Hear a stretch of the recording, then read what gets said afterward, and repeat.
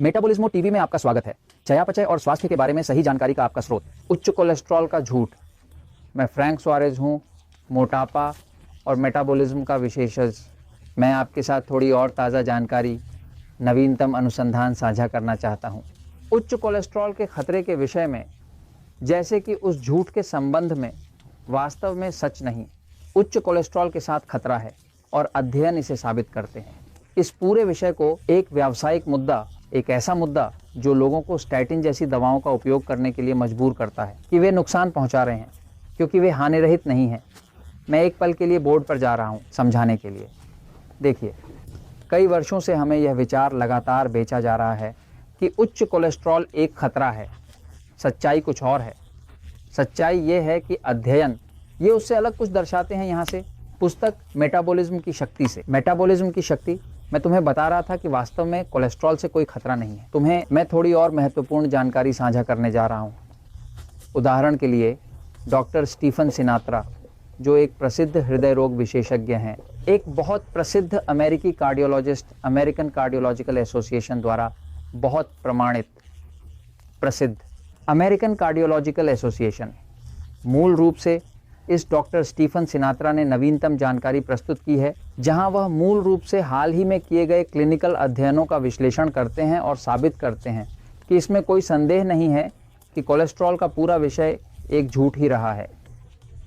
Cholesterol का पूरा विषय, उच्च कोलेस्ट्रॉल के बारे में सबसे पहले जो जानना ज़रूरी है वह यह है कि कोई भी व्यक्ति, कोई प्रमाण नहीं है जो ये साबित कर सके कि उच्च कोलेस्ट्रॉल का मतलब अधिक मृत्यु दर, अधिक मृत्यु, अधिक दिल का दौरा।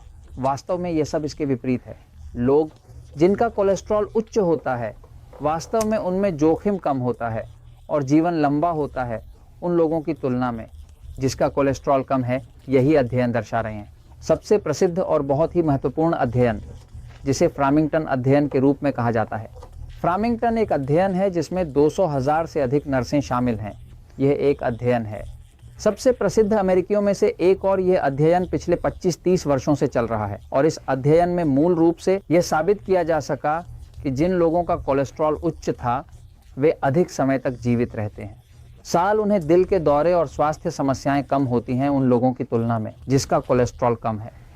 यहाँ तक कि अन्य अध्ययन भी दर्शाते हैं कि 2-3 हिस्सों में जिन लोगों का कोलेस्ट्रॉल सामान्य होता है वे ही ज़्यादातर सबसे अधिक हमलों का सामना करते हैं। दिल के दौरे होते हैं, यानी कि अधिक दिल के दौरे और हृदय संबंधी समस्याएं होती हैं उन लोगों के बीच जिनका कोलेस्ट्रॉल सामान्य है, उन लोगों की तुलना में जिनका कोलेस्ट्रॉल उच्च। यहाँ तक कि क्लिनिकल अध्ययन जो क्लिनिक में उसे निकाले गए मूल रूप से दर्शाते हैं वही बात। आप इसे किसी भी तरह से देखें, हमें एहसास होता है कि यह पूरा विषय उच्च कोलेस्ट्रॉल का केवल एक प्रयास रहा है, उच्च कोलेस्ट्रॉल हमें बेचने का। कुछ दवाएं जिन्हें स्टैटिन्स कहा जाता है, वे दवाएं जो स्टैटिन्स कृत्रिम रूप से कम करेंगे कोलेस्ट्रॉल।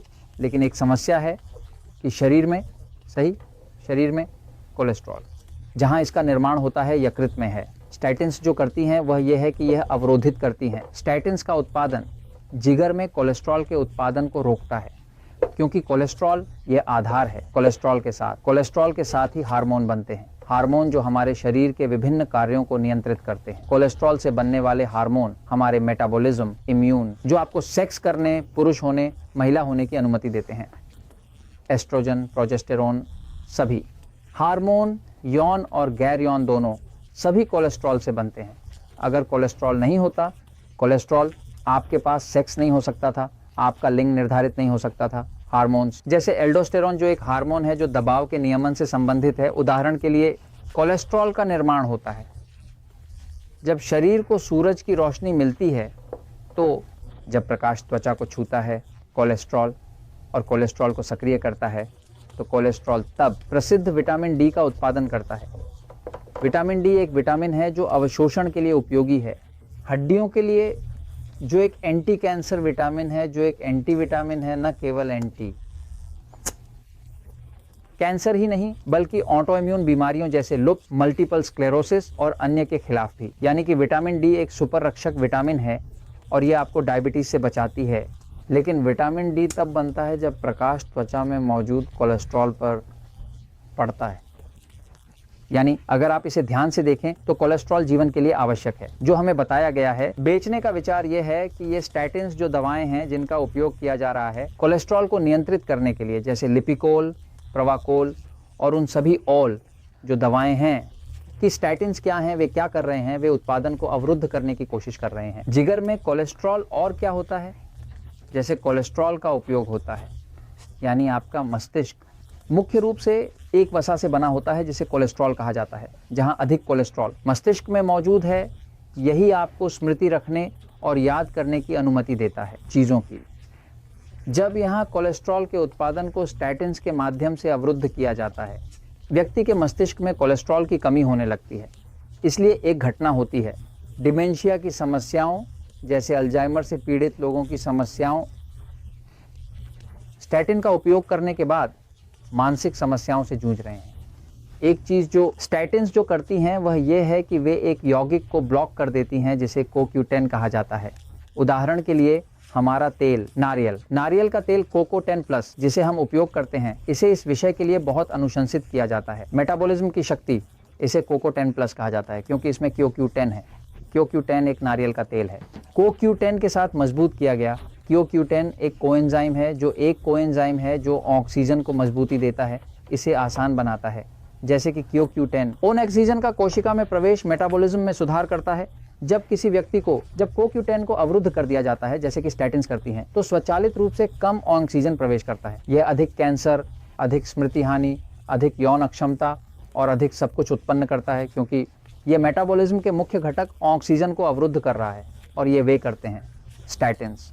तो जब आपके पास उच्च कोलेस्ट्रॉल हो तो जान लें कि पढ़ते समय यह पुस्तक मेटाबॉलिज्म की शक्ति, या यदि आपको मधुमेह या प्री डायबिटीज है, पढ़ते हुए यहाँ आपको कोलेस्ट्रॉल को नियंत्रित करने का तरीका बताया गया है और आप इसे नहीं पाएंगे अत्यधिक उच्च। और अगर यह उच्च हो तो जो महत्वपूर्ण है वह यह है कि आपके पास कि उच्च होना चाहिए HDL जो अच्छा कोलेस्ट्रॉल है, और LDL को कम रखना चाहिए। लेकिन सभी तरीकों से जाने कि जिन लोगों का कोलेस्ट्रॉल सबसे अधिक होता है वे सबसे लंबे समय तक जीवित रहते हैं, वे सबसे कम बीमार पड़ते हैं, उन्हें सबसे कम कैंसर होता है। मैं आपको ये इसलिए बता रहा हूँ क्योंकि सत्य हमेशा विजयी होता है।